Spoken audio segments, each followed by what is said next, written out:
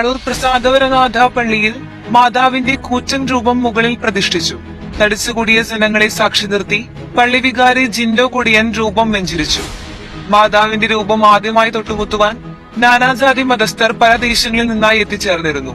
ആളൂർ സ്വദേശികളായ പരേതനായ ഡേവിസിന്റെ മക്കളും കുടുംബാംഗങ്ങളുമാണ് മാതാവിന്റെ രൂപം പള്ളിക്ക് നേർച്ചയായി നൽകിയത്. പുതുക്കി പണിത പള്ളിയുടെ മുകളിലാണ് രൂപം സ്ഥാപിക്കുക. 10 അടി ഉയരമുള്ള മാതാവിന്റെ കാലുകൾ ആദ്യമായും അവസാനമായും തൊട്ടുമുത്തുവാൻ ഭക്തജനങ്ങൾക്ക് അവസരമുണ്ടായിരുന്നു. ക്രെയിൻ ഉപയോഗിച്ച് രൂപം സ്ഥാപിക്കുന്ന കാഴ്ച കാണുവാൻ രാത്രി വൈകുവോളം ജനങ്ങൾ പള്ളിക്ക് ചുറ്റും അണിനിരന്നു.